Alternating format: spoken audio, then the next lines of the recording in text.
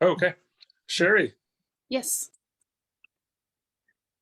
So I am doing the workshops. I've been offering them for $50 for like 4.5 hour workshop.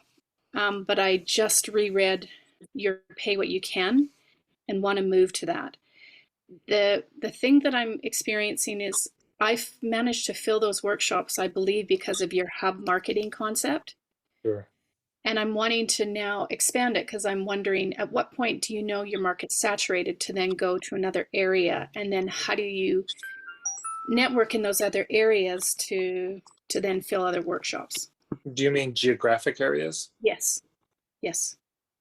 Um, I don't know, but there's no way to know. But yeah, if you're getting diminished Okay. response, then certainly another area could be great.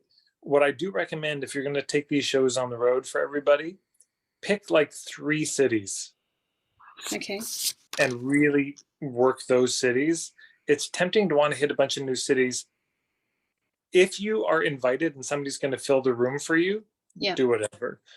Yeah. But if you're going to have to kind of figure that city out and figure out the hubs, pick 3 Okay. and really delve deep, because most of the work is your first visit. Most of the work is the initial mapping out of who the hubs are. There's a on my website, there's a package, the how to tour package, and there's a 2.5 hour audio of me talking through touring. So I won't go into it too much, but you might want to check that out. Um, but the most of the benefit of touring is your second visit, your third visit, because now you've really got the relationships with the hubs there as well, and Mhm. they can start spreading the word. Um, and also there is something to that old, proverb that never a prophet in your own country. It's we often get a much bigger response in cities that aren't ours. Maybe it's connected with this thing of, oh, I gave this free certificate to my friend and they didn't want to sign up, but the stranger did want to sign up with the free certificate. There's something about just being known. People are we're too familiar. They see us in the grocery store. We don't seem exotic enough Yeah. versus if you come from out of town. There's also a natural, genuine scarcity when you're coming to visit. It's like, well, this is the only time that Sherry's going to be in town this year. So it's now or never versus, Sherry's, yeah, she'll be doing a workshop next month, no problem. And they can wait. So in that way, touring can be very beneficial. And I would tend not to go to a city unless I've got a host or a hub, unless I know somebody who can hold down the kind of corner of it Yeah. and get the initial, at least the sourdough starter going, rather than trying to fill it on my own. Um, yeah. Have you ever offered an incentive to the host or the hub? Oh yeah. Oh, Yeah. absolutely. And what But do you do? well, it depends what the model is. But for me, I had an evening workshop, um, and then a Pay What You Can weekend workshop. Now, initially, the evening workshop was free, so there was no incentive to the host. Although the incentive was the host was to get to host a free workshop and look good, I guess. Right. Um, but then I moved to a day-long workshop, and it's a people could either pay 200 upfront um, or pay what you can. So I just remember in Ottawa, this woman Heather Garrett hosted me, and I said, how about I just give you $25 per person that signs up through you? And she said that'd be great. When I went to the UK for the first time, I'd never done a workshop there. We did a 2-day workshop. We charged £200, and I just told the host, I'll give you half.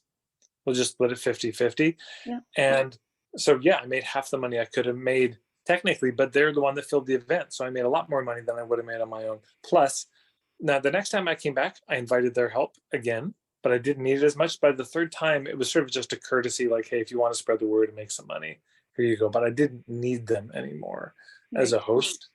But yes, so the first time I would tend to be much more generous with the host. I would tend to give them a much bigger cut for the first visit because it will incentivize them to bring people.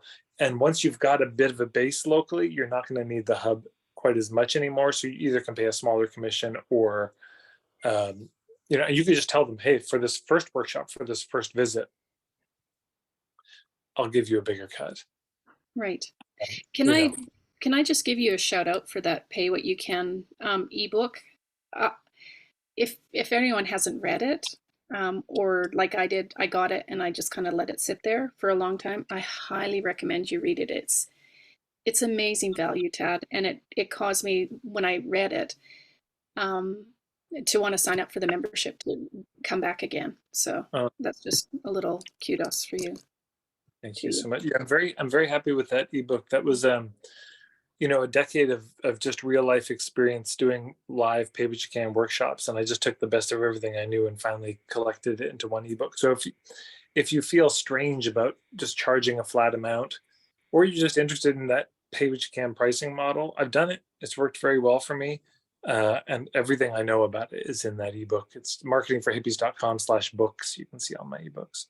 Okay. And your hub marketing concept, as a Uh, result, it filled my event in January to the point where I had 75 people pay to come, $50 each. And then there's work that came from that. I've now filled a cooking class series where I've made for, $3,500 for a 7-class series for people.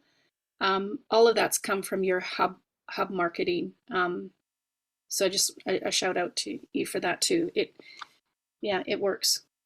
Thank you so much. Yeah, there's the ebook hub marketing. And if you go to marketingforhippies.com/steps, scroll down to the bottom, there's a bunch of free content around hubs. The next semester, starting in October, will be about hub marketing. Let me have this be the last thought that I leave for everyone as I go. The number one thing that most service based businesses are missing in their business model is the free intro workshop, the kind of signature talk. That is the thing that I see missing that would make the biggest difference if it was added in. What I mean by this is a 45-minute to a 3-hour talk, could be a day-long workshop, but it's no longer than a day, but where they get here your 101 level basic foundations. Here's my worldview, here's my point of view, where you really make the case for your approach. Most coaches, holistic practitioners I see do not have that, and their business suffers enormously. The thing that made me think about that is what Sherry said. Did this workshop, had 75 people or so, and $50 each, and I got a lot of business from it. Exactly. Just for a service provider, getting in front of people and sharing your point of view is the thing. If you have a product, getting people to hold your product in their hand, to see it, to be able to talk to them about the product, that's the thing. But you don't have that as a service provider. What you have is your words and your philosophy, your approach. So you have to be able to get in front of a group of people to share it. And if you do, a lot of those people will then end up wanting to work with you. And if you make an offer, even more so. And if it's a good offer, even better. But that's the thing to add. If you don't have that in your business model, we're going to focus on that a bit in this business model semester. If you don't have it, I just can't recommend anything more than that. If you're wanting more clients, you're wanting to grow your list, you're wanting to find hubs, get yourself a intro workshop. Where does that come from? It comes from the point of view work, which will be next spring we go into in the membership. But there's a ton of free resources, also marketingforhippies.com/steps. You can check that out. And I'm going to be releasing a fairly robust DIY course around point of view marketing soon for the public. So that'll be out this fall or winter sometime. All right, that's it. Thanks everybody for coming. Thanks for sticking with it through the technical glitches, and we'll see you again first Thursday of August. I'll be in Edmonton doing that one. And then the next one, I think I'll be in Ontario or something. So yeah, you're coming to Toronto. Can't wait to see you.